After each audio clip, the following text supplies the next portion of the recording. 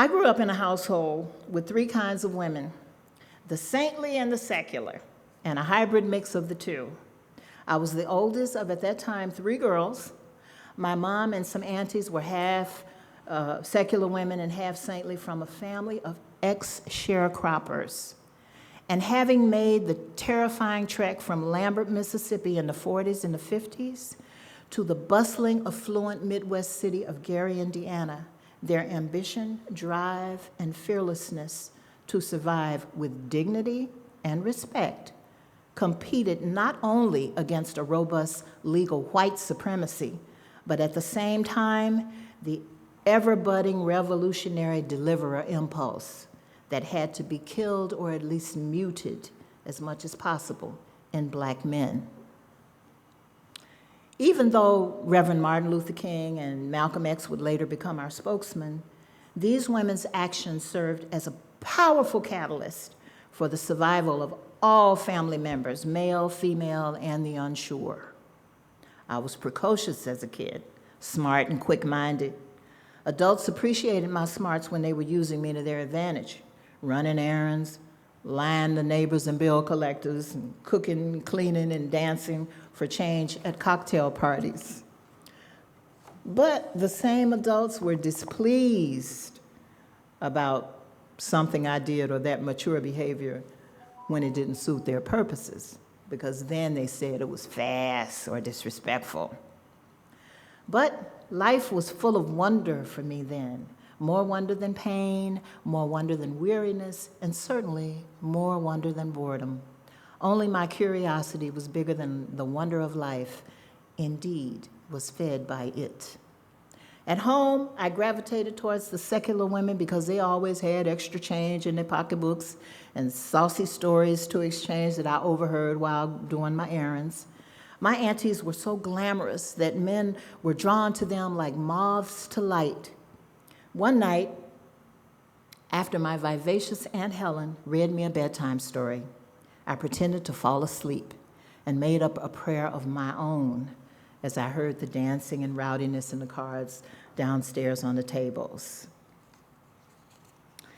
I said, "Mirror, mirror on the wall, will my stuff be good when I am tall? Mirror, mirror, tell me true, what will I get when I get a screw?" The mirror responded, Little girl, I'll tell you true, what you get when you choose the screw.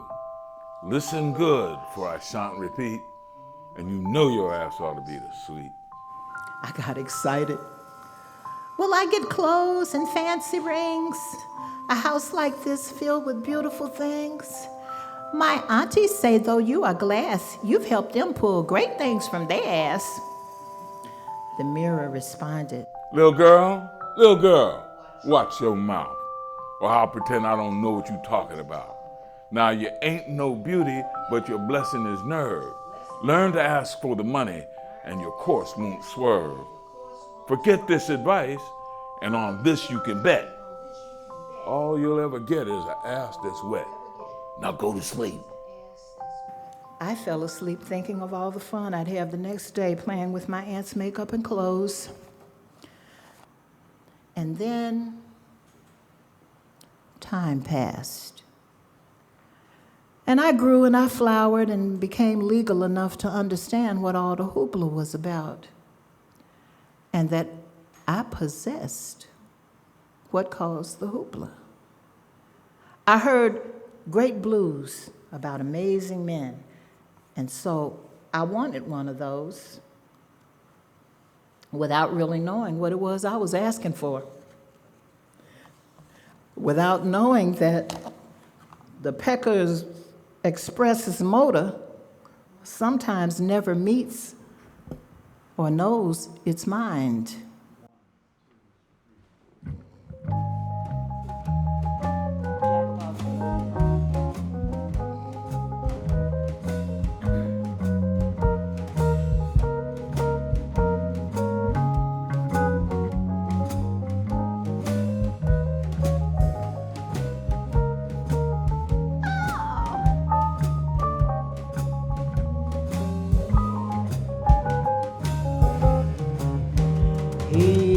jack of all trades,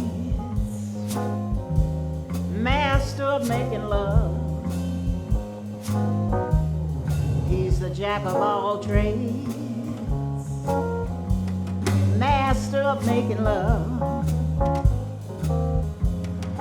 I've had some men who are mighty fine, but believe in me, ladies, he's one of a kind. He's the jack of all trades, master of making love.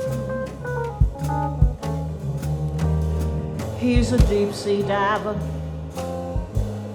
knows how to light my fire.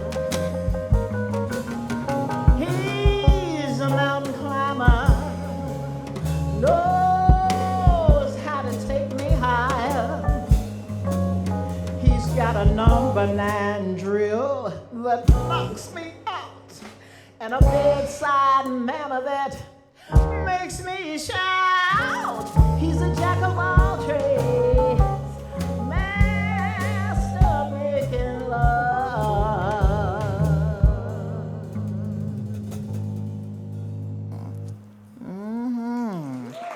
Thank you. Yeah.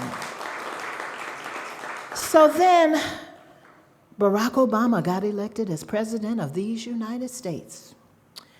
And his election sparked the deliverer impulse in many a black man in our communities.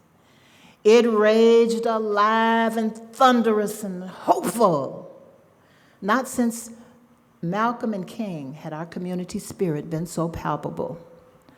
It almost reminded me of the aliveness in the golden age of the civil rights movement, years before it finally choked to death from lack of insight and oxygen in the years that followed. And that brings me to Zolta's wild ride. Lightning was electrifyingly handsome.